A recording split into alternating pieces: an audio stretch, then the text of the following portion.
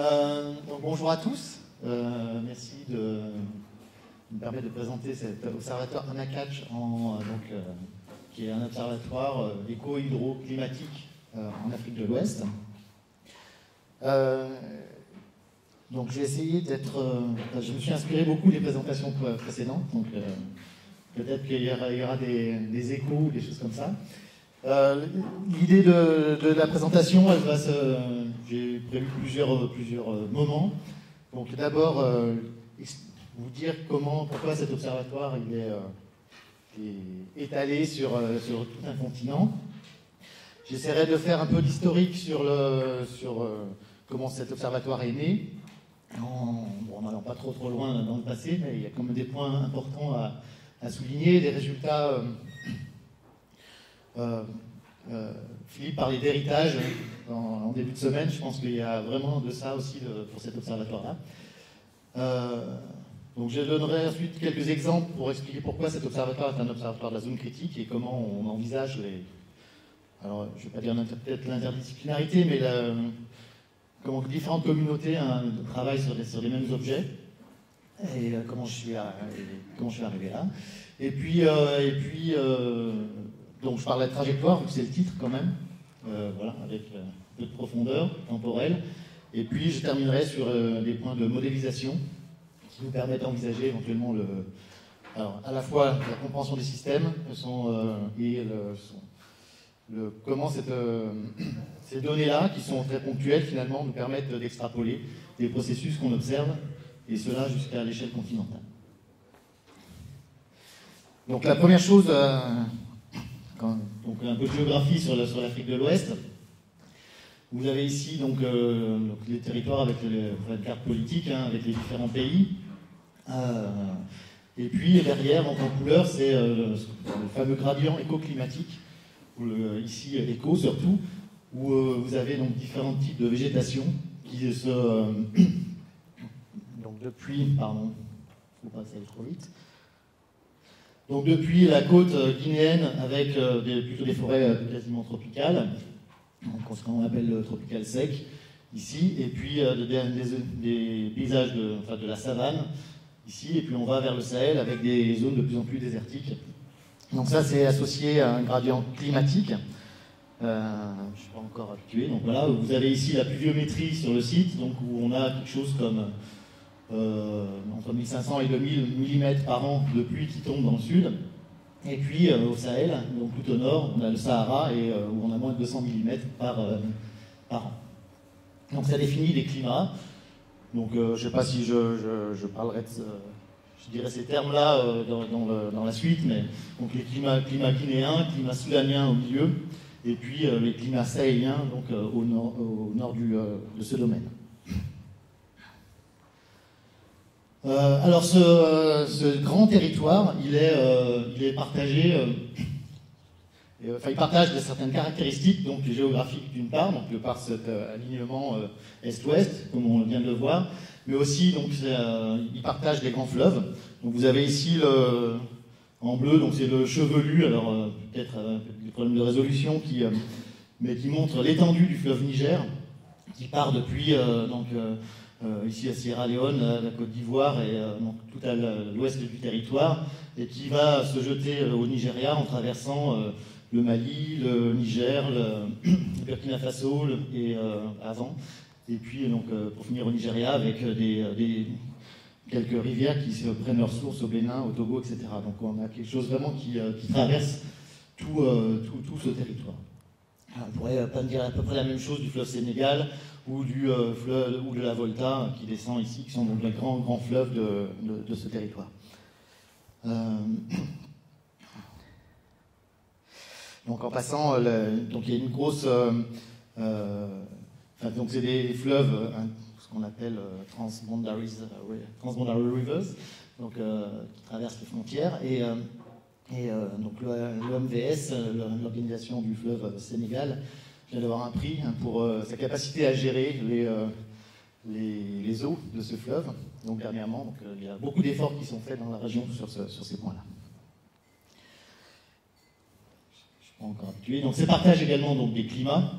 Ici vous avez ce côté-là l'Afrique, et donc c'est la trace ici de la mousson africaine finalement, et qui crée des... ici c'est des vents moyens, hein, donc vous avez une zone de convergence qu'on appelle à ce niveau-là, donc en Afrique de l'Ouest, et cette zone de convergence intertropicale, elle bouge du nord au sud, et c'est elle qui apporte donc la mousson sur ce territoire. Et évidemment, toute l'Afrique de l'Ouest en bénéficie depuis le sud jusqu'au nord. Donc ça partage également des événements. Donc là, je vais vous montrer quelque chose comme 24 heures, les dernières 24 heures de précipitation avec des vues radar. Donc vous avez des gros systèmes qu'on appelle des systèmes convectifs de méso-échelle donc ici, qui prend naissance ici plutôt au nord-est du pays, enfin du territoire, et qui va traverser complètement toute l'Afrique de l'Ouest avec des phases plus ou moins actives. Donc ici, on a vu que ça s'éteignait un petit peu donc en fin de journée avant-hier, et puis ça renaît avec des gros systèmes convectifs qui traversent jusqu'à aujourd'hui. Là, pardon, c'était là. Donc des gros systèmes convectifs qui traversent vraiment tout le territoire, et donc, encore une fois, partage de systèmes. Partage de la mousson. Ça partage également des cultures, ce territoire, donc avec en particulier les transhumants qui partout dans l'Afrique de l'Ouest font les allers-retours, mais jouant ou bénéficiant de ce cycle de la mousson. Donc depuis qui va au nord en saison des pluies, hein, et puis qui redescend après donc, pendant la saison sèche. Et donc les éleveurs bénéficient ou utilisent cette dynamique pour leur bétail et pour fertiliser également les champs des différentes communautés dans ce pays, sur ce territoire. Voilà, et puis dernière chose, ce territoire partage de la vulnérabilité.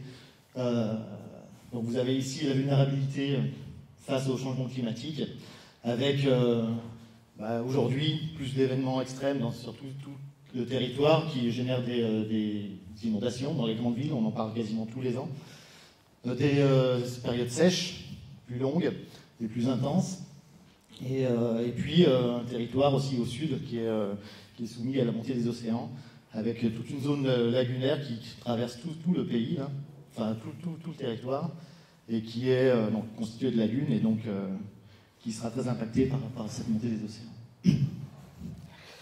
Donc, voilà pourquoi, alors avant ça il y avait ça, donc voilà pourquoi l'observatoire Amakach s'est installé dans ce pays en essayant avec une logique latitudinale, donc avec des sites que je détaillerai après, voilà, qui échantillonnent ce gradient nord-sud écoclimatique depuis donc ici les zones soudaniennes, les zones sahéliennes sud et nord. Pour le moment, on n'a pas trop de sites sur la côte, mais on a des partenaires qui sont très intéressés par ça.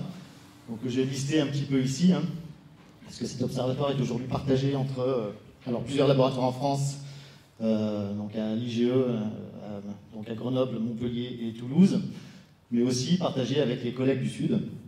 Donc j'ai listé un certain nombre d'universités au Niger, au Sénégal, enfin à Maradi, Zinder, donc ça c'est Bénin, UCAD au Sénégal et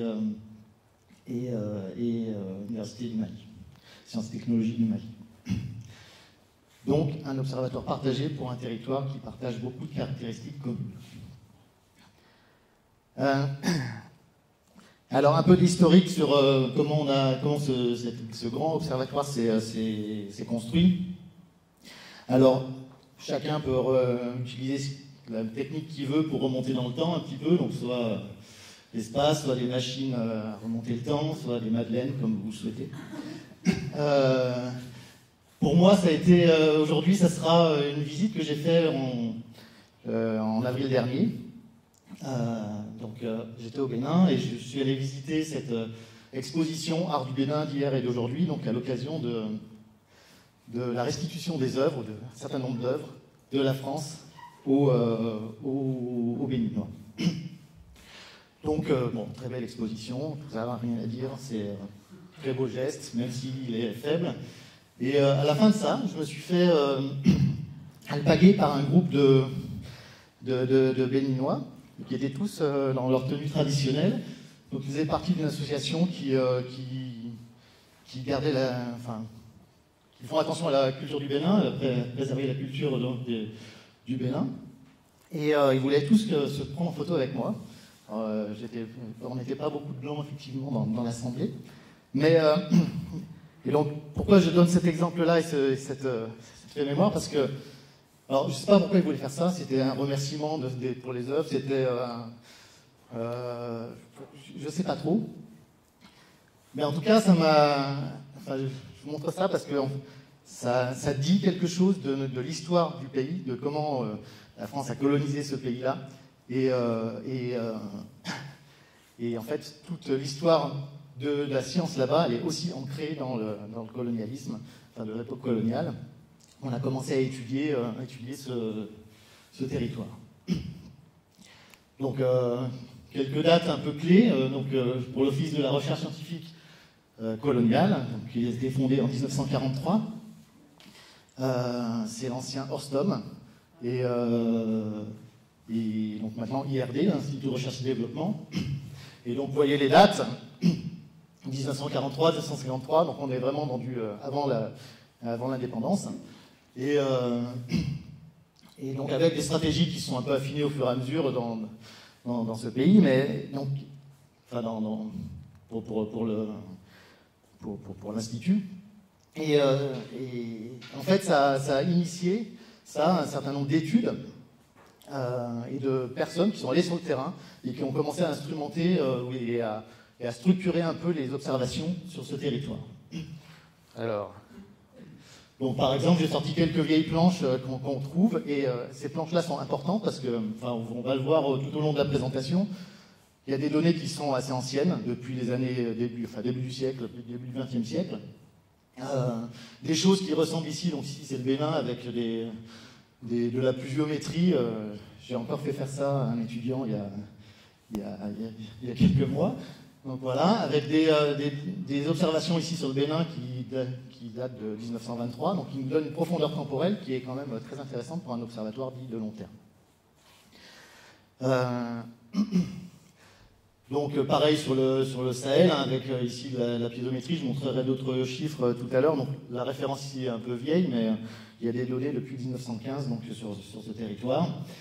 J'ai même trouvé de l'évaporation, donc avec des bacs à évaporation. Ces bacs-là sont toujours en place sur les stations synoptiques au Bénin. Voilà, donc il y a des études qui sont faites, qu'on a vu ressortir il y a quelques années dans les grandes conférences à l'AGU par exemple, qui essayent de reconstituer de l'évapotranspiration sur des grandes périodes, et donc en utilisant ce type d'outils. On est loin de l'édicovariance, mais bon, en tout cas ça donne de la profondeur temporelle et une consistance associée à un instrument donné. Ici c'est une carte piézométrique au Niger, du continental terminal. Cette carte, on m'a dit encore il y a un mois en arrière, je m'intéressais à la piézométrie ici, parce que j'ai un étudiant qui va travailler sur les échanges entre ce continental terminal et le fleuve Niger qui coule ici. On m'a dit, va voir la carte de Gregert, il n'y a que ça qui fait référence encore aujourd'hui. Donc ce travail-là qui regroupe un certain nombre de piézomètres qui ont été installés sur toute cette période depuis les années... probablement avant, depuis le début du XXe siècle. Voilà, c'est un résultat qui est toujours aujourd'hui utile. De la géophysique, donc de la gravimétrie d'une part, avec des cartes gravimétriques ici où tout le territoire est découvert, et ici donc des choses associées à l'équateur magnétique, à la positionnement de l'équateur magnétique. Ce territoire a été très exploré. Et il y a donc beaucoup de données disponibles, encore une fois, là-dessus. Et puis, alors, pour moi, ce qui a été un peu enfin, pour moi, pour quelques-uns de mes étudiants, une Bible donc, qui sont une monographie, ou qui est une monographie de Pierre Brabant. Alors ici, c'est sorti quand ce brave homme est parti à la retraite, en gros, hein, et qui a décrit, de manière, alors ça correspond au sol du Cameroun, mais qui a décrit ces territoires et les fonctionnements pédologiques de ces zones-là. Et personnellement, en visitant les terrains, en fait, on retrouve exactement ces faciès, ces types de profils. C'est vraiment des descriptions clés en main pour après adresser de la modélisation. Et donc, voilà. Et ça nous donne des structures de la zone critique qui a déjà été observée, donc il y a plus d'une cinquantaine d'années. Voilà, donc ça c'est un peu l'héritage. Et puis si on revient plus vers nos temps, donc il y a eu quelques grands projets qui ont permis de démarrer l'observatoire à Makatch. Et ça s'est construit donc, autour de la grande sécheresse des années 80, où vous avez ici un indice pluviométrique qui est sorti bien plus tard, mais un indice pluviométrique qui s'effondre. Donc c'est un indice pluviométrique standardisé, donc on retire la moyenne et puis on standardise ça par rapport à la variabilité. Et vous voyez que donc, dans les années déjà 60 et 80, on a beaucoup moins de pluie. Ici c'est sur le Sahel. Les données, je disais 1915, mais c'est même 1905. Voilà, et puis quand pour avoir plus de confiance dans les données, pour qu'il y ait un peu plus de pluviomètres, hein, vous voyez l'évolution des réseaux pluviométriques ici à gauche. Donc à partir de 1960, on est capable d'avoir beaucoup plus de pluviomètres sur la région et donc d'avoir un peu plus de confiance dans ces analyses. Bon, on voit à peu près la même chose avec la grande sécheresse ici des années 80 qui ressort très très clairement. Et donc ça a initié des campagnes. Donc il y en a deux qui ont vraiment structuré l'observatoire. La première c'est EPSAT Niger, qui visait à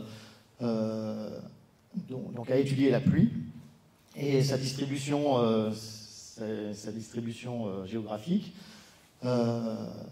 Ça correspond à peu près on avait les premiers satellites qui commençaient à venir observer la pluie, donc il fallait calibrer quelque part ces satellites. Donc on avait besoin d'observations haute fréquence et haute densité sur le territoire. Donc c'est venu avec un radar, cette campagne, donc qui était capable de fournir ou d'observer un signal télédétecté de la pluie, et puis surtout un réseau de pluviomètres sur une surface qui est visible par les satellites, donc et par les modèles, qui correspond à peu près à une dimension de 1 degré par 1 degré. Et ce degré carré autour de Niamey, hein, qui est ici, où le radar était situé, eh bien c'est le début, c'est l'une des fondations de l'observatoire à Makatch. Alors avec un peu moins de pluviomètres aujourd'hui, mais ce degré carré est toujours actif aujourd'hui. Le deuxième élément fondateur de l'observatoire à Makatch, c'est la publication de Charney en 1975, qui montrait que la surface avait un impact très fort sur les précipitations et comme vous pouvez le voir ici, donc sur ces graphes issus de la publication. Donc, il regardait avec des modèles déjà climatiques l'impact de l'albédo sur le désert. Donc, quand on le changeait, alors pas parce que il change, mais parce qu'on le modélisait mal, et quand on mettait quelque chose de plus adapté, eh bien on changeait de manière très significative, en fonction de la latitude, les précipitations. Et donc, en conclusion de ça, ça notait qu'il y avait une importance de la surface et de sa végétalisation en particulier, qui change beaucoup l'albédo, sur les précipitations, et donc qu'il y avait un couplage entre surface et atmosphère. Et donc ça amené au design de Apex Sahel, d'une campagne qui visait à faire le pendant atmosphérique de EPSAT et qui permettait donc d'instrumenter plutôt la surface, avec déjà à l'époque des mesures de flux turbulents. Ça, j'ai extrait ça du plan d'expérimentation de Apex Sahel. des tours de mesure de flux turbulents, donc les fameuses tours à flux, de l'instrumentation des rivières, de l'instrumentation pour les plantes, etc., etc. Donc c'est les premières briques de l'observatoire. Donc quelques résultats ici, hein, juste pour illustrer ces choses-là. Donc il y avait déjà des flux de carbone pour une jachère, donc ici, qui ont été réalisés pendant la campagne APEX. Vous avez des mesures donc, de LAI, enfin des mesures associées à la végétation, avec du LAI, de la mesure radiative pour la végétation, l'humidité du sol, et puis ici, je ne sais plus, j'ai oublié, mais il me semble que c'est de la biomasse, mesure de biomasse. Donc, tout est là pour constituer un observatoire. Et il manquait plus qu'un peu peut-être de moyens pour faire ça, et ça a été donné par la campagne AMA, qui a permis de déployer effectivement des tours à flux long terme, des dispositifs de suivi d'humidité du sol sur différents sites, donc au Mali, au Niger et au Bénin. J'ai mis pour illustrer un photomètre, parce qu'on a parlé un peu pendant cette semaine. Donc voilà, un photomètre qui mesure le rayonnement, la nébulosité atmosphérique, exactement. Bon, tout ça a permis vraiment de mettre les moyens pour constituer l'observatoire. Et pour moi, ça a été l'occasion de commencer à faire des observations aussi là-bas, avec donc ce scintiomètre, qui consiste en un émetteur ici, placé au bout là-bas sur la colline, et un récepteur ici, donc avec une distance entre les deux de 2,5 km à peu près. Alors, fallait que je présente des chenilles, parce que c'était c'est un thème récurrent de la semaine. Donc pour moi, ça n'a pas été le D9. Mais c'est quelques lectures donc, de la croisière noire, croisière jaune de Citroën, qui m'a probablement inspiré et donné des envies d'aller en Afrique pour voir ce qui s'y passait. Et donc évidemment, quand j'ai eu l'occasion de pouvoir aller mettre un scintiomètre là-bas, c'était pour moi une nouvelle aventure. Alors, aujourd'hui, l'observatoire Amakach, c'est un observatoire qui couvre qui a couvert d'abord ces trois pays, et puis avec les problèmes du Mali ces dernières années, les collègues qui travaillaient là-haut se sont déplacés vers le Sénégal. Donc, ce sont des tours météo et des tours de flux, voilà, distribués, donc 2 ici au Bénin, 2 au Niger, et puis il y en avait 2 au Mali, et qui aujourd'hui ne sont plus opérationnels, et qui ont été déplacés au Sénégal. Des mesures de débit dans les rivières, et de manière distribuée, donc en particulier au Bénin, où donc les territoires ici, ça fait 1 degré, donc c'est-à-dire 100 km par 100 km à peu près. Donc le 50 km est peut-être un peu faible ici. Et pareil pour ce bassin versant de l'Ouémé supérieur, qui est le territoire d'étude de l'observatoire Amakach. Donc vous avez le bassin versant de l'Ouémé ici, et qui fait également 14 000 km², donc c'est à peu près 100 km par 100 km, un petit peu plus. Donc des mesures de débit des rivières, des mesures pour l'eau souterraine, avec des puits qui sont distribués également sur les territoires. Alors beaucoup de choses sur le Niger, donc un petit peu moins ici sur le Bénin. Et puis des pluviomètres, donc avec cette même logique de pluviomètres distribués pour avoir la variabilité spatiale de la pluie, pareil sur le Bénin, et pareil donc autour du site ici de Hombori. Aujourd'hui, ça fait 30 ans d'observation pour cet observatoire, donc avec cette densité d'observation à peu près. Alors, en quoi cet observatoire est un observatoire de la zone critique? Alors évidemment, il y a déjà beaucoup de variables qu'on mesure, et plutôt associées au cycle de l'eau. Donc je vais vous donner quelques exemples. Donc en particulier quelques données. Donc vous voyez ici des résultats de tour à flux pour les 2 sites du Bénin, avec donc les flux de chaleur sensibles, les je ne sais même plus ce qu'il y a sur ce graphe, les flux de chaleur latente ici, et puis donc QH, Q, et ça c'est probablement le rayonnement net. Et donc on voit très bien, vous avez en bleu et en rouge les saisons humides et saisons sèches, avec vraiment une cyclicité qui sont associées à cette entrée de la mousson et retrait de la mousson, avec donc, beaucoup moins de rayonnement disponible en saison sèche, ce qui est plutôt étonnant. En fait, c'est le fait que quand on est sur donc, en saison sèche, la surface chauffe énormément, le sol est nu, il n'y a pas de végétation, il y a un albédo qui est plutôt fort, et une grande partie du rayonnement du soleil repart à l'atmosphère, une grosse partie de l'énergie repart par un rayonnement infrarouge depuis la surface jusqu'à l'atmosphère, parce que la surface est très chaude. Et donc ce qui fait qu'on a un bilan net qui est plutôt faible.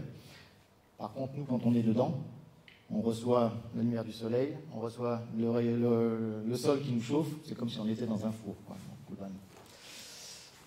Donc tout ça, ça génère des flux. Vous avez en gris et en noir les deux écosystèmes. Donc plutôt une savane arborée, alors on ne voit pas très bien la photo, mais il y a une grande tour ici à flux qui est au-dessus de la forêt, hein. Et puis ici, une zone plutôt de jachère culture. Bon, qu'est-ce qu'on voit? Eh bien, on voit qu'en termes de flux sensibles, les choses sont assez similaires finalement pour ces deux écosystèmes. Par contre, en flux latent, on a des différences assez fortes, et essentiellement en termes pendant la saison sèche, où les arbres continuent de transpirer pendant toute la saison. Donc ça, c'était une première surprise, alors que, évidemment, les sols plus ras évapotranspirent très très peu d'énergie, d'eau. Donc les collègues tout à l'heure avaient raison, les arbres pompent de l'eau. Si on veut garder de l'eau pour stocker dans des barrages ou pour le pompage dans les aquifères, il faut couper les arbres, parce qu'ils prennent vraiment beaucoup. Donc globalement, ça correspond à entre 60 et 75% du bilan d'eau de ces pays. Ici, c'est 1100 mm, 1100 mm de pluie par an. Et donc 60 à 75% repart en évapotranspiration. Et évidemment, si vous changez d'occupation du sol, eh bien, vous allez changer aussi d'une manière assez forte le bilan hydrologique. Alors un peu plus dans le détail, à l'échelle d'un petit bassin versant, donc ici, tout petit bassin versant Ara, qui est notre super site au Bénin. Vous avez donc des mesures ici de tour à flux, et donc l'idée c'était de voir entre la différence entre les écosystèmes, entre une forêt et une jachère qui va transférer plus, comment se passe la dynamique, et puis également le long d'un versant. Est-ce qu'en haut de versant, pour une même végétation, les évapotranspire plus ou moins qu'en bas de versant? Et donc ça, ces mesures, elles ont été faites. Alors vous avez les couleurs qui correspondent aux différentes mesures. La station qui est en milieu de versant, donc c'est la station Pérenne que vous avez en noir sur les deux séries. Vous avez des différences entre saison humide ensuite et saison sèche, donc ce sont les deux lignes. Et ici, on a une comparaison entre le bleu et le noir, donc plutôt le bas-fond en bleu et le milieu de versant en noir.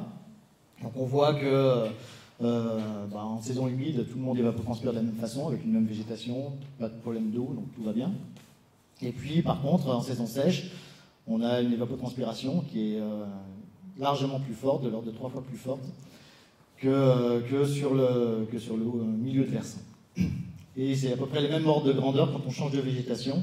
Ici, entre le vert, donc une savane plutôt arbustive, et puis le versant, on montre que, en saison sèche, pareil, il n'y a pas beaucoup de différence ici, en saison humide, pardon, pareil, il n'y a pas beaucoup de différence entre les deux.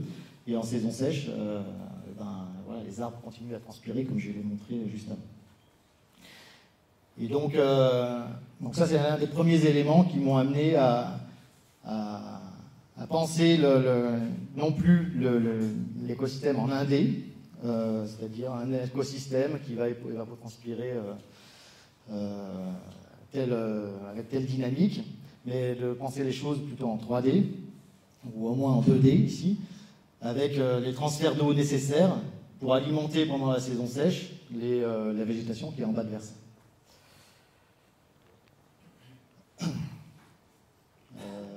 Voilà, ouais, donc c'est ce qui a été dit là. Donc le transport latéral de surface alimente les bas-fonds et vient soutenir les régimes d'évapotranspiration pendant plusieurs semaines, plusieurs mois pendant la saison sèche. Donc en parallèle, donc, je reviens sur ces histoires de scintillomètrie. Donc j'en ai parlé, ça a été évoqué à plusieurs moments dans la semaine. Donc encore une fois, ça consiste alors, qu'est-ce que la scintillomètrie? Donc je ne sais pas si ça va marcher ça. Il faut que je fasse ça. Voilà. Donc vous avez ici un paysage qui est un champ de blé, un champ de maïs, et on voit au fond les choses qui vibrent. Donc c'est l'effet de scintillation que vous voyez ici, là, très très clairement. Et donc cet effet de scintillation est associé à la turbulence atmosphérique, au tourbillon que j'ai vendu pendant toute la semaine, qui sont entre donc ces tourbillons, voilà, je les ai imagés ici, entre un émetteur et un récepteur. Récepteur ici, émetteur ici, pour celui qui est installé. Qu'est-ce qui se passe? Oui, non, ici, je peux aller directement comme ça maintenant. Et donc, quand on met un rayon lumineux,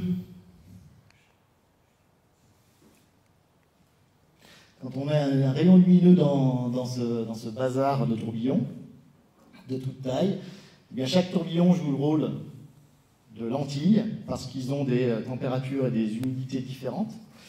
Et donc, le rayon lumineux, il va être, première approximation, optique géométrique, il va être dévié à chaque lentille. Et donc, certains vont aller là-bas, certains vont aller là-bas. Et puis, vu que tout ça bouge au milieu, ce qu'on va voir, c'est une variation de signal au niveau du récepteur. Et donc, ce qu'on mesure, c'est exactement ça, une variation d'intensité lumineuse qui dépend de la longueur du trajet, qui dépend de l'ouverture de l'appareil, et puis qui dépend d'un paramètre de structure qui caractérise la distribution aussi des tourbillons sur la propagation.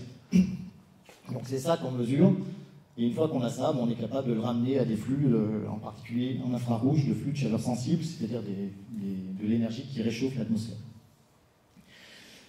Donc j'ai fait ça pendant un certain temps au Bénin, et donc là je vous montre des résultats sur quelques semaines.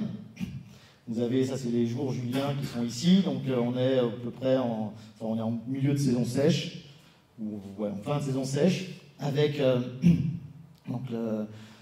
plutôt février, avec un épisode de pluie ici très, très important, qui fait que les régimes d'évapotranspiration, qui sont mesurés par le scintillomètre à l'aide du scintillomètre, qui sont les bâtons.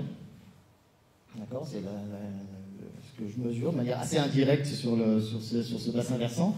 Vous avez ici le trajet optique, hein, donc on traverse vraiment le bassin versant. Quand les vents viennent, donc en saison sèche, ça vient plutôt du nord, donc du Sahel, les vents ici, donc on va voir plutôt cette zone-là en amont.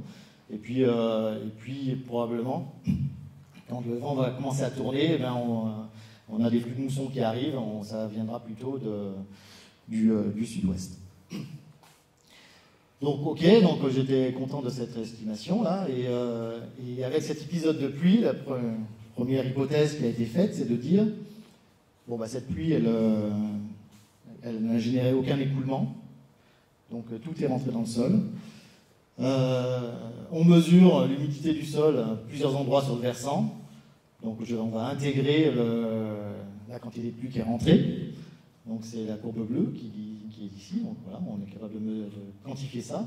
Et puis on va pouvoir suivre le ressuyage en intégrant dans le temps ces profils d'humidité. Et donc on trouve la courbe bleue, qui est beaucoup plus faible que ce qu'on mesure en termes d'évapotranspiration. C'est-à-dire que l'eau qui est rentrée et qui s'évapore, c'est le bleu, et c'est une petite partie, a priori, de l'eau qui s'évapore. Donc on a vérifié qu'au fond de nos fosses, là, les derniers, il n'y avait pas de flux, c'est-à-dire qu'on ne voit pas de variation d'humidité, c'est-à-dire que l'eau de la pluie n'est pas arrivée jusqu'au fond. Et donc, il fallait trouver cette source d'eau qui manquait ailleurs. Et donc avec un certain nombre d'hypothèses et de travaux qui s'appuyaient d'une part sur de la géophysique, qui nous a montré les caractéristiques du souterrain, avec un peu de géologie, qui nous a permis donc la géologie de surface, en ramassant quelques cailloux, d'identifier donc à la fois des structures, donc ça c'est la géophysique qui nous a dit ça, puis des caractéristiques géologiques d'où étaient issues les roches qu'on voyait en surface. Ce qui nous a permis, avec de la RMP, qui nous permet d'avoir la teneur en eau, les contenus en eau en profondeur pour ces différentes zones. Donc la RMP, c'est ça, voilà, il y a des boucles qui ont été faites ici, voilà, qui nous donnent donc la capacité du sol à avoir de l'eau, etc. Donc une hypothèse sur la porosité, enfin, ce qui nous a permis de quantifier donc porosité moyenne dans ces empreintes de scintilliomètre. Ici, c'est un peu plus rocheux que granitique que de ce côté-là. Ça nous a permis d'inférer donc une porosité et en suivant ensuite la nappe et la variation de la nappe qui, pendant cette période-là, descend de manière continue, de l'ordre de 1 cm par jour. Eh bien, on a pu quantifier un volume et quand on ajoute ce volume à ce qui s'enlevait de la surface, on obtient la courbe rouge, donc c'est ZNS, zone non saturée, plus zone saturée. Et les pertes en eau de cette zone non saturée, zone saturée, permet de retrouver à quelque chose près ce qu'on voit avec le scintillomètre à cette échelle-là. Et donc l'hypothèse majeure ici, qui vient tout de suite, c'est que la végétation qui transpire pendant la saison sèche continue de donner des flux, et donc on a une contribution du profond, de la nappe souterraine, à l'évapotranspiration. On voit ça également si on regarde ici des mesures piézométriques sur les deux sites en forêt et sur le site de Jachère.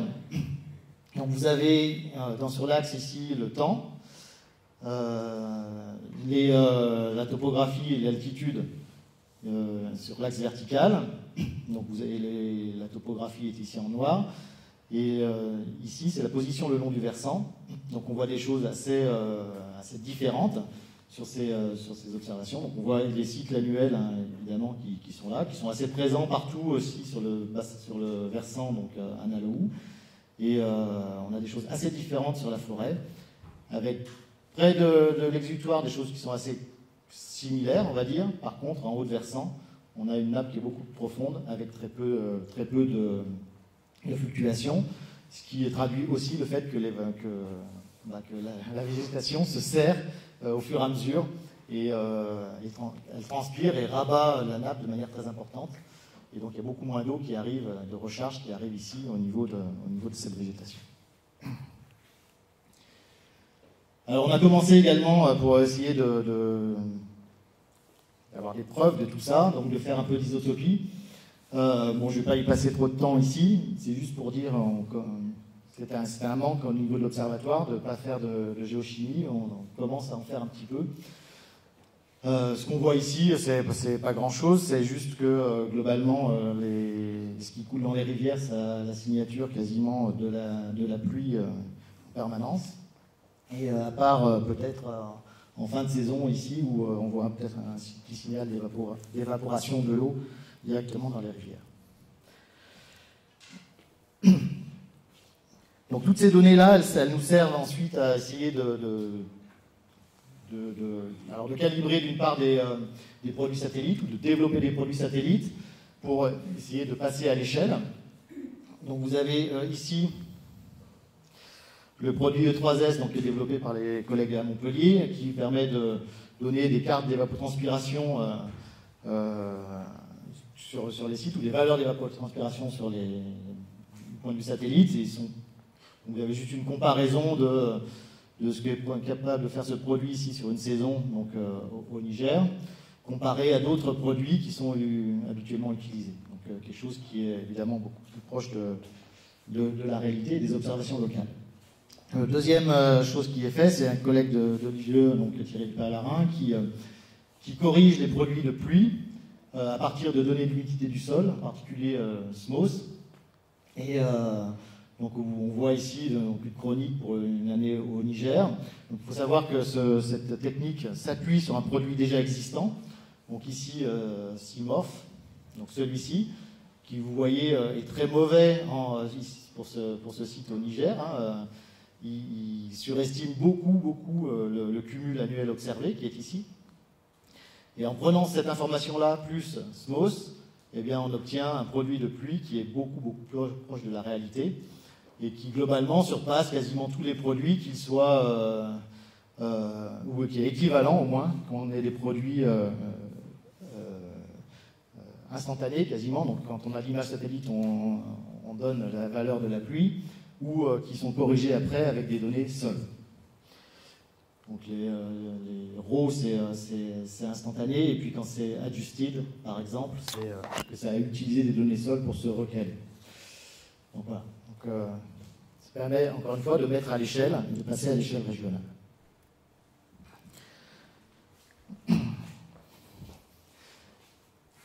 Donc comme je le disais au début, on a des observations qui sont pré-observatoires. Et donc ces observations long terme peuvent être utilisées pour plein de variables. Donc ici, de nouveau, c'est la pluie. Vous avez des observations aussi depuis les années 50 jusqu'à années récentes, on va dire. On regarde la même chose que tout à l'heure, donc c'est un indice standardisé en bleu de la précipitation, donc où on voit encore une fois la sécheresse des années 80 et puis la reprise de la pluie. Mais ce qu'on voit également, c'est la courbe rouge, c'est les maxima de précipitation, et qui sont ici voilà, on avait des pluies qui étaient plus homogènes, c'est ce que veut dire ce chiffre ici en dessous de la moyenne. Et par contre aujourd'hui, on a des maxima qui ont beaucoup augmenté par rapport à la moyenne, et donc ce qui est la preuve d'une intensification des régimes pluviométriques dans la région, ici du Sahel, avec les différents points que vous avez, qui ont été utilisés pour l'étude. Ce qui veut, donc ça c'est une première vision des choses, donc intensification très forte des précipitations et donc probablement des inondations derrière. Et vous avez ici l'évolution des périodes de retour de ces événements extrêmes qui, depuis les années 80 jusqu'aux années récentes, sont en diminution, c'est-à-dire qu'une pluie par exemple, donc ici c'est pour c'était marqué en bas, mais ici c'est les pluies de période de retour 5 ans, 10 ans, 50 ans, 100 ans. Donc une pluie de période de retour 100 ans, qui était de 126 mm ici dans les années 80, et aujourd'hui une pluie qui c'est en log, hein, donc une période de retour de 41,9, si je dis bien, années. Donc la période de retour des précipitations extrêmes a été divisée par plus que 2 pendant les 30 dernières années. Donc c'est très très important. Donc on peut également utiliser ces données pour évaluer la capacité des modèles à représenter ces précipitations. Ici les simulations CNIP, qui sont celles qui sont calées d'abord dans un premier temps sur les données d'aujourd'hui qu'on a. Hein. Donc globalement, c'est qu'est-ce que montrent ces modèles ici en variance et en moyenne. C'est que pendant plusieurs décennies, on a eu des régimes pluviométriques qui étaient relativement constants. Hein. Voilà, et que ce soit les anciennes simulations CNIP 5 ou les nouvelles CNIP 6, avec le nombre ici de membres dans chacune des études. Et vous avez nos observations au Niger, donc qui sont dans la moyenne ici. Hein, c'est-à-dire que ici c'est qu'un seul membre. Ici, vous avez 150 membres pour le bleu. Forcément, quand vous faites la variance, ça réduit beaucoup le bruit. Donc, rien d'étonnant ici. Les modèles sont plutôt corrects. Voilà. Et par contre, on voit depuis les années 80 donc, une augmentation des extrêmes, encore une fois, des maximums de précipitations, à la fois dans les observations, donc très clairement, et puis ce que je viens de montrer juste avant, et puis les modèles sont plutôt capables de représenter ces choses-là. Donc on est plutôt satisfait de voir les capacités des modèles à représenter ces grands systèmes de convection que je montrais tout à l'heure. Donc cela, on peut le faire également dans différentes zones. Hein. Donc on a également commencé des choses dans la partie soudanienne, où de même, on voit que les précipitations reviennent un petit peu avec une tendance très faible, mais surtout les intensités moyennes ici qui augmentent de manière très faible, très importante, que ce soit, donc chaque courbe correspond aux différentes boîtes de données qu'on a utilisées, alors qui ne sont pas des données que Amakatch, comme vous pouvez le voir, qui sont des données aussi des services opérationnels sur place avec qui on lie des partenariats. Tout ça, ça a des conséquences sur les débits. Donc ici, vous avez une estimation des ruptures associées à ces changements de pluviométrie, donc qui se voit assez clairement hein, à la fois sur le fleuve Sénégal en bleu et puis sur le Niger où les rivières ont des augmentations, encore une fois, des périodes de retour normalisées des débits maxima qui ont été multipliés quasiment par 3 dans la période. Donc fleuve Niger et fleuve Sénégal qui sont représentés ici. Alors de manière peut-être plus directe, sur le fleuve Niger à Niamey, vous avez ici un certain nombre alors, à la fois de valeurs moyennes, décennales, entre les années, ou pluridécennales, entre les années 30 et les années 70, puis 70, 90, etc. Donc où on a les deux crues du fleuve Niger qui apparaissent ici. Donc une crue principale dans les années 60, 70 et jusqu'aux 80, donc, qui sont ici. Hein, c'est cette bosse qui était là, qui était la principale jusqu'aux années récentes. Et puis dans les années plus récentes, on voit l'apparition de cette deuxième bosse ici. Donc, on a transformé le dromadaire en chameau, disent certains.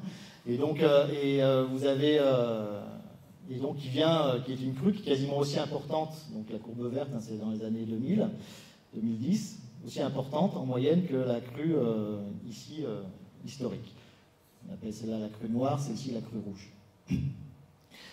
Ce qu'on voit ici, c'est les années, donc c'est des épisodes, donc évidemment il faut faire attention, hein, ici c'est une moyenne, et ici ce sont des événements, enfin c'est des années spécifiques, 2020-2021 en particulier, où on voit, 2012-2013, où on voit cette crue rouge qui est beaucoup plus importante et beaucoup plus impactante que la crue noire. L'augmentation des ruissellements, je ne sais pas si j'en parle quelque part, c'est associé donc cette augmentation, elle date, comme vous pouvez le voir, normalement un petit peu, non on ne le voit pas trop ici. Mais c'est l'augmentation des ruissellements, ça a commencé au Niger avant la fin de la sécheresse, donc avant la reprise des précipitations. Et donc c'est parce que la dégradation des surfaces a fait plus de ruissellement et donc plus de débit, en particulier sur les affluents de droite du fleuve. Je reviendrai sur ça juste après. Donc ensuite, on a les eaux souterraines. Donc avec tout le réseau, en particulier sur le Niger, ça permet d'alimenter des études un peu régionales. Donc ici, une carte de recharge de l'Afrique, et évidemment les données de Amakatch sont toujours mises à contribution pour ce genre d'études. Et si on regarde plus en détail, c'est toujours ces analyses un peu régionales, les points qui nous concernent. Donc vous avez le Niger ici, donc on voit qu'il y a une remontée des nappes depuis les années 90. Et puis, de même, on a un peu le Bénin, il me semble, quelque part, voilà, ici. Donc pareil, on a plutôt une remontée des nappes ici. Bon, ce qui n'est pas tout à fait le cas dans les autres endroits. Alors un peu au Burkina Faso, on a une remontée de nappes assez récente. Et donc ça, c'est associé ce qu'on appelle le paradoxe sahélien, parce que c'est quand même étrange. On a à la fois plus de débit dans les rivières et à la fois plus d'eau dans les aquifères. Donc le paradoxe sahélien, qu'est-ce qu'il nous dit? Il nous dit que en fait, l'eau qui ruisselle, en particulier dans les zones endoriques, dans les eaux qui n'arrivent pas au fleuve, vont remplir des mares qui se remplissent plus. Et au niveau des mares, il y a une infiltration dite préférentielle, localisée, qui vient, elle, recharger de manière importante, vu qu'il y a plus d'eau dans ces mares, de manière importante les aquifères. Et ce phénomène-là est aussi arrivé largement avant la fin de la sécheresse, et donc avant le début des reprises des précipitations. Donc,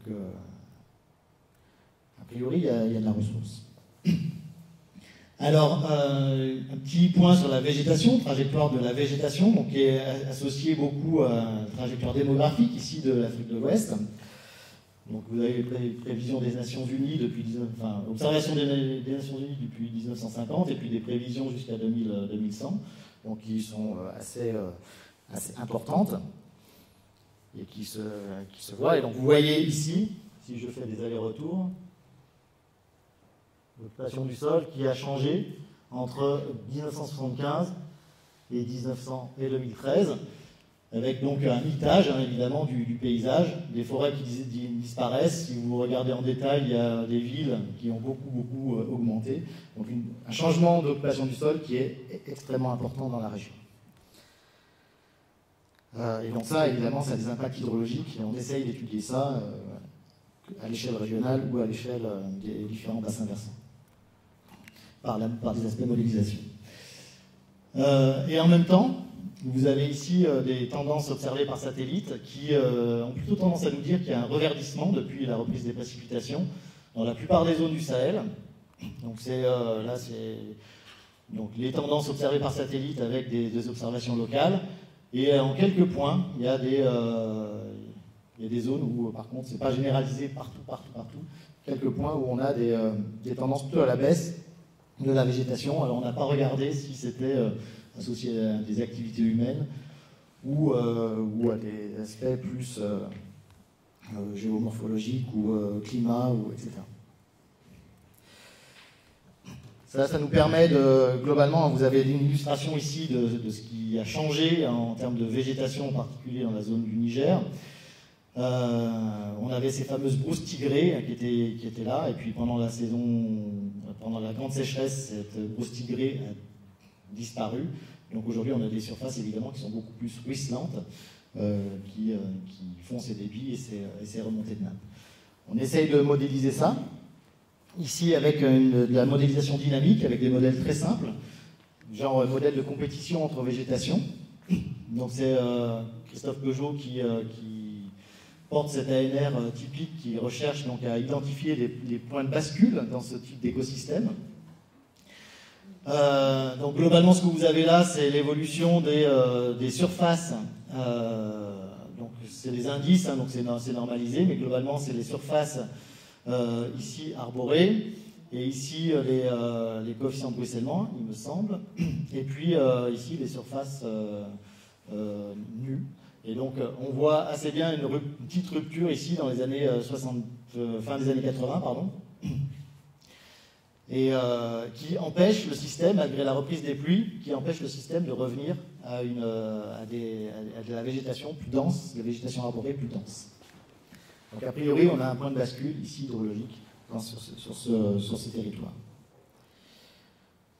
Alors il y a des efforts qui sont faits pour essayer de restaurer ça, donc en particulier avec des aménagements du sol, par des micro-barrages, des choses comme ça, pour essayer de favoriser l'infiltration, donc limiter le ruissellement et favoriser l'implantation de nouvelles végétations. Donc la modélisation, elle se fait aussi avec des modèles physiques. Donc ici, petit topo par flow, CLM, que l'on met en œuvre sur ces territoires. Alors, pas plus au Bénin, mais maintenant aussi sur le Niger. Donc c'est un modèle base physique qui est basé sur les équations de Charts, donc il faut accepter... voilà. Et puis qui est couplé surtout à un modèle de surface et qui nous permet de regarder... Vous acceptez le chart? On peut discuter, moi j'ai... Et donc surtout ce modèle est couplé, donc c'est un modèle plutôt d'aquifère, et de zones non saturées, donc c'est Richards 3D en saturé, non saturé, et puis il est couplé à un modèle de surface qui nous permet de calculer explicitement l'évapotranspiration. La raison pour laquelle je suis allé vers ce modèle, c'était justement ça, parce que moi ce qui m'intéresse c'est la distribution spatiale de l'évapotranspiration, et donc voilà, il fallait un modèle qui le modélise explicitement.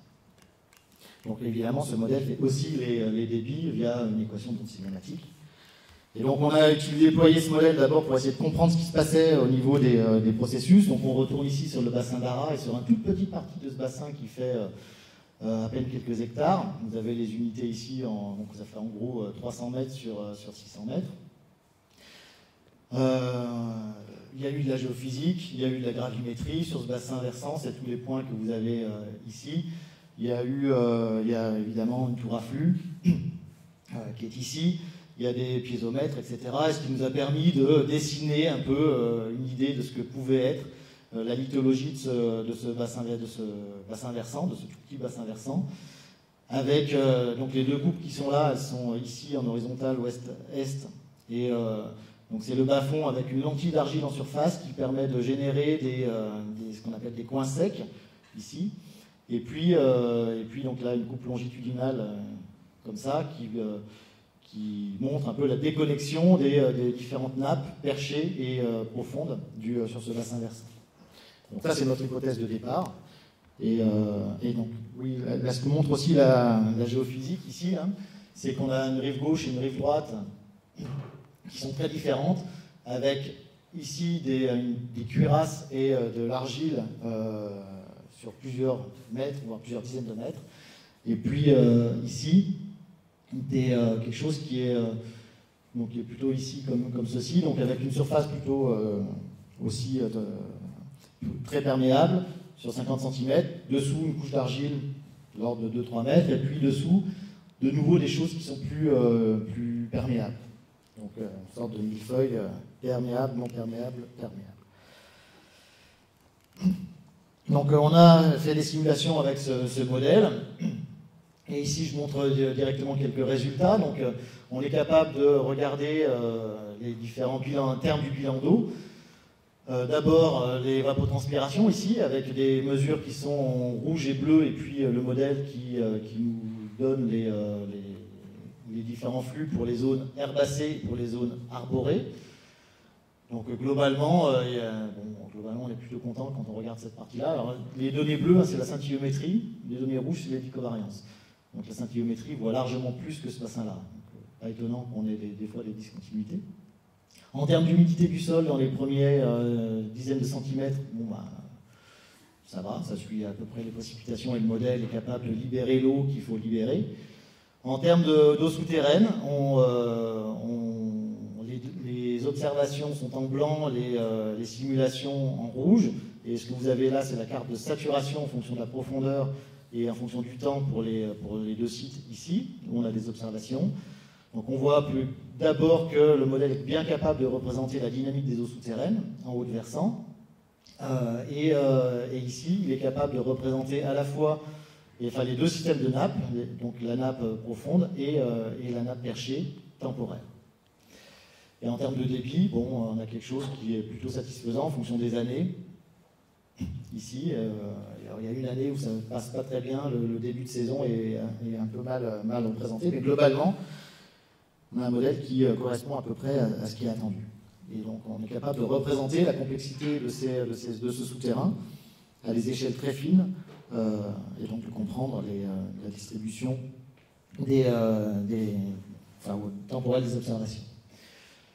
Ce modèle, on le déploie également à l'échelle du bassin versant de l'Ouémé, donc 14 000 km² exactement. Et de même, on est capable de l'évaluer à différents points du bassin versant. Donc, ici, j'ai mis un certain nombre de débits en fonction des échelles. Ici, c'est l'Ara, donc 4 km², 10 km². Et puis, plus on descend ici, on ne voit pas très fort ici, mais les différents points du bassin en allant de plus en plus grand. Et donc, à différents endroits, on a des représentations du débit ici qui sont plutôt pas mal. Ce qui fait dire à certains que ce modèle, ce type de modèle, il est everywhere and locally relevant, c'est-à-dire voilà, bon partout et pour le global également. Enfin, donc, on a commencé des études à l'échelle continentale, avec les mêmes modélisations, la même résolution que ce que je viens de vous montrer, c'est-à-dire c'est des résolutions de 1 km. Donc là, ça commence à devenir un peu lourd, mais voilà, on est capable de simuler donc, ici, pour une année donnée, les fluctuations de nappe, donc ce qui est stocké dans la nappe, et comment ça évolue. Et ça, on peut après le comparer pour le valider ou pas, ou pour se poser des questions, à des données, par exemple, satellites. Ici, c'est directement comparable à GRACE. Et on voit que, globalement, les dynamiques sont plutôt du bon ordre de grandeur à beaucoup d'endroits. Par contre, on rate un certain nombre de choses dans la partie ouest guinéenne, alors qu'on connaît nous assez mal, mais pour lesquelles il va falloir faire quelque chose. Et donc, ça nous permet de réviser des hypothèses qu'on a faites sur ces territoires et d'améliorer petit à petit le modèle. Et le prochain run sera probablement meilleur. Donc, pour le moment où on n'est pas bon sur ce type de modèle, c'est plutôt sur donc la zone guinéenne. Et puis le Sahel, on n'est pas hyper bon. Je ne sais pas si j'ai une illustration de ça, mais... Donc globalement, pour l'évaluer, encore une fois, on est capable aussi de Donc le modèle, ce qu'il prédit, ce n'est pas un débit. Ce qu'il prédit, c'est une hauteur d'eau dans la rivière.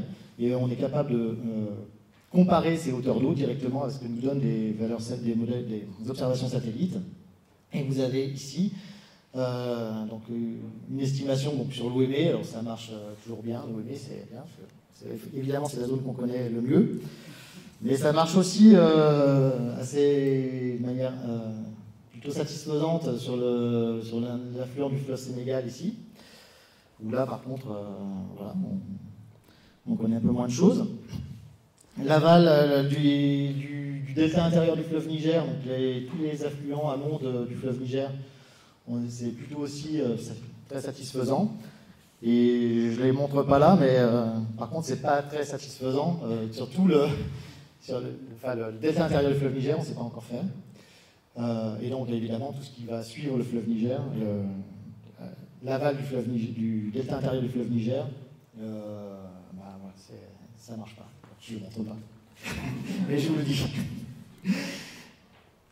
Et donc, encore une fois, c'est cette simulation régionale, donc le même type de résultat que tout à l'heure, mais juste extraite de la simulation régionale.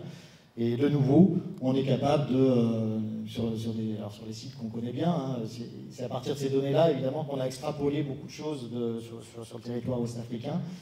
Et malgré donc, le changement d'échelle, eh bien, on a encore une fois des simulations à toutes les échelles de ce bassin versant qui sont très satisfaisantes.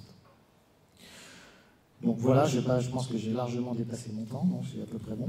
Donc je vais terminer juste pour dire qu'aujourd'hui, toutes ces données de l'Observatoire Amakach, elles sont disponibles, elles sont DOisées, elles sont FAIRisées. Donc c'est pas grâce à moi, c'est grâce vraiment à Sylvie qui portait l'Observatoire jusqu'à l'année dernière, on va dire, et qui est toujours là sur les aspects donnés. Parce que, voilà. Merci à elle. Donc, je n'arrêterai pas de la remercier, je pense, pendant encore longtemps.